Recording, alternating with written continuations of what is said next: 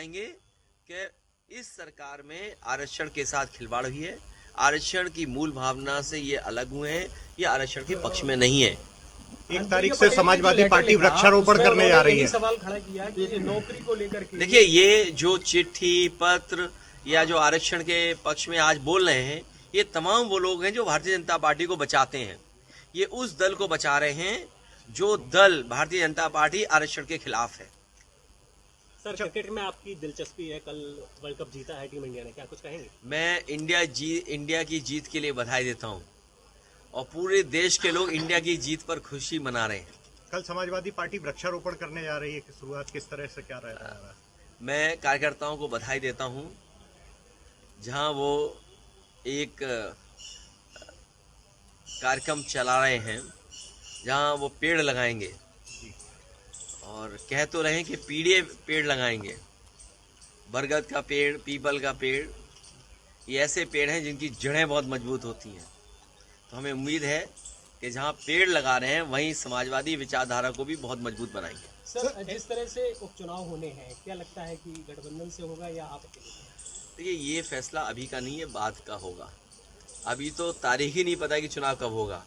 इसमें बीजेपी को घबराने की जरूरत नहीं है, बीजेपी हारने जा रही है। तो सर, सदन में आप बैठ रहे हैं, सदन शुरू हो गया है, पिछले मुकाबले किस तरीके के अंतर अब आप देख रहे हैं, बीजेपी की क्या स्थिति है? याद होगा आपको, जब उत्तर प्रदेश का चुनाव था तो हम याद दिलाते थे कि 60 लाख बच्चों के परिवारों के साथ खिलवाड़ हुई थी, उनके भविष्य के साथ खिलवाड़ हुई, और उसका गणित भी बताते थे कि अगर उस परिवार के सदस्यों को केवल हम माँ बाप को जोड़ दें तो 3 गुना 60 लाख, 1,80,00,000 परिवार या लोग ऐसे थे या वोट जो प्रभावित थे सीधे सीधे।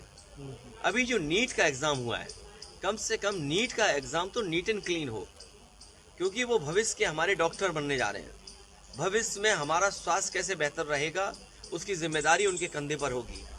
ये बीजेपी के लोग अभी से नहीं, इनका पुराना इतिहास उठा करके देख लो।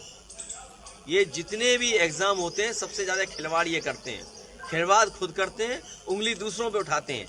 जैसे ये आरक्षण की जो चिट्ठी आ गई, आखिरकार कौन है जिम्मेदार इसके लिए? बीजेपी खुद जिम्मेदार है। तो जब अपॉइंटमेंट्स हो रहे थे, ये तमाम चिट्ठी लिखने वाले कहाँ थे? तो सर, सदन में डिप्टी स्पीकर पद के लिए क्या आपकी पार्टी कोई? देखिए, जो अन्य दलों का फैसला होगा, और अन्य दल अगर चाहते हैं कोई इस तरह का, और ये बात पहले भी कही गई कि डिप्टी स्पीकर विपक्ष को मिलना चाहिए, डिप्टी स्पीकर विपक्ष का हो। सर, लगभग 4 महीने बाद मोदी के मन की बात आज फिर से कार्यक्रम शुरू हुआ, 111वां संस्करण है। मैंने तो सुना नहीं। सर, पीडीए से क्या लग रहा है आपको कि भाजपा की पीडीए से घबरा रही है क्या? किस तरह की रणनीति अब उनको बदलने के प्लान बना रहे हैं? पीडीए के साथ साथ बीजेपी भारत की जनता से घबरा रही है, क्योंकि भारत की जनता जागरूक हो गई है।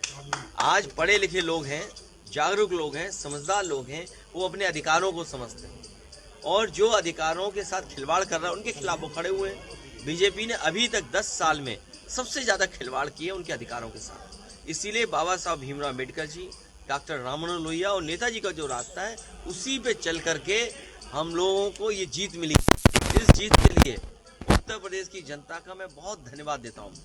उत्तर प्रदेश की समझदार जनता, और वो जनता जिसने संविधान बचाने के लिए मतदान किया, हम उन्हें भरोसा दिलाते हैं कि संविधान पर कभी भी आँच आएगी तो समाजवादी लोग जनता के साथ खड़े दिखाई देंगे। सर, एनडीए सरकार के मंत्री ओम प्रकाश राजभर जी, उनके विधायक जो उनका नकल माफिया में नाम आ रहा है बेदीराम जी का।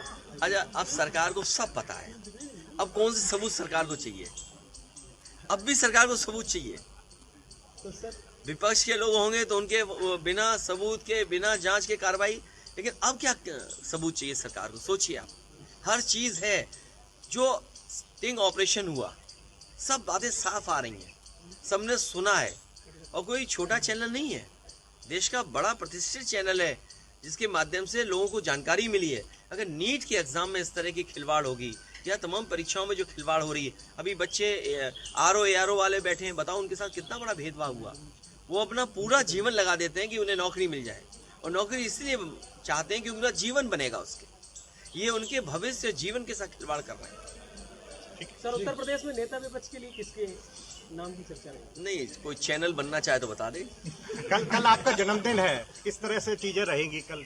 देखिए, मैं जन्मदिन कभी मनाता नहीं और मैं अपने कार्यकर्ताओं से कहूंगा कि सादगी के साथ मनाएं। आपको जन्मदिन की बहुत बहुत शुभकामनाएं। मैं अपने प्रेस के साथियों का धन्यवाद देता हूं। बात चल रही है, क्या लगता है कि आरक्षण भारतीय जनता पार्टी की तरफ से कोई अनियमितता हुई है? भारतीय जनता पार्टी जब से सरकार में आई है, उनका एक एक फैसला देख लें अगर आप, उसमें आरक्षण के साथ खिलवाड़ हुई है। और आरक्षण की जो मूल भावना थी, उसके खिलाफ लगातार भारतीय जनता पार्टी काम कर रही है। जब से दिल्ली और यूपी की सरकार में आए हैं, मैं यूं कहूं कि पीडीए परिवार के लोगों के साथ भेदभाव हो रहा है। और भारतीय जनता पार्टी नहीं चाहती है कि जो समाज, जो बहुजन समाज, जो पीडीए परिवार, चाहे वो अल्पसंख्यक हों, आदिवासी हों, आदि आबादी हो, पिछड़े हों, दलित हों या अन्य जातियां जिनको आरक्षण से सम्मान का जीवन जीने का मौका मिलता था, उस आरक्षण के साथ लगातार सरकार खिलवाड़ कर रही है। जहां तक पिछले चुनाव में एक कदम बढ़कर के हम सभी लोगों ने मांग की कि जाति जनगणना हो और आबादी के हिसाब से हक और सम्मान मिले, यही हमारा संविधान कहता है और यही मूल भावना थी मंडल कमीशन की। यही बाबा साहब चाहते थे, यही डॉक्टर राममनोहर लोहिया चाहते थे, यही नेताजी का रास्ता रहा। ये जो लोग आजकल पत्र लिख रहे हैं या दिखावटी काम कर रहे हैं, ये भारतीय जनता पार्टी को बचाना चाहते हैं। भारतीय जनता पार्टी की ये रखवाली करना चाहते हैं, क्योंकि उन्हें महसूस हो गया है कि इधर जागरूक जनता इनके खिलाफ मतदान कर रही है। पहला सवाल ये है कि यही लोग आरक्षण को लेकर के जो आज चिंता व्यक्त कर रहे हैं, लेटरल एंट्री हुई थी तब कहाँ थे? वाइस चांसलर जो अपॉइंट हुए दिल्ली से और उत्तर प्रदेश से, जो वाइस चांसलर्स अपॉइंट हुए हैं, उसमें कहीं पीडीए परिवार के लोग आपको नहीं दिखाई देंगे। दिल्ली की जो सेंट्रल यूनिवर्सिटीज़ हैं, उसमें पीडीए परिवार के लोग कहीं नहीं दिखाई देंगे। जो दिल्ली की सबसे प्रेस्टिजियस यूनिवर्सिटी है, जवाहरलाल नेहरू यूनिवर्सिटी, अगर हम उसके नौकरी के आंकड़े निकालें तो वहां पर पीडीए परिवार के आज तक, जब से यूनिवर्सिटी बनी है और आज तक 15% भी पीडीए परिवार नहीं है। और यही हालत बीएचयू यूनिवर्सिटी की है, जहां से प्रधानमंत्री चुन करके जाते हैं।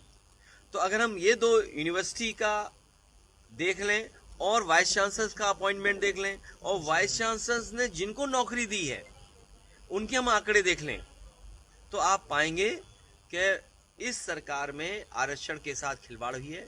आरक्षण की मूल भावना से ये अलग हुए हैं, ये आरक्षण के पक्ष में नहीं है। 1 तारीख से समाजवादी पार्टी वृक्षारोपण करने जा रही है। सवाल खड़ा किया कि नौकरी को लेकर के, देखिए, ये जो चिट्ठी पत्र या जो आरक्षण के पक्ष में आज बोल रहे हैं, ये तमाम वो लोग हैं जो भारतीय जनता पार्टी को बचाते हैं। ये उस दल को बचा रहे हैं जो दल भारतीय जनता पार्टी आरक्षण के खिलाफ है। सर, क्रिकेट में आपकी दिलचस्पी है, कल वर्ल्ड कप जीता है टीम इंडिया ने, क्या कुछ कहेंगे? मैं इंडिया की जीत के लिए बधाई देता हूं और पूरे देश के लोग इंडिया की जीत पर खुशी मना रहे हैं। कल समाजवादी पार्टी बात चल रही है, क्या लगता है कि आरक्षण भारतीय जनता पार्टी की तरफ से कोई अनियमितता हुई है?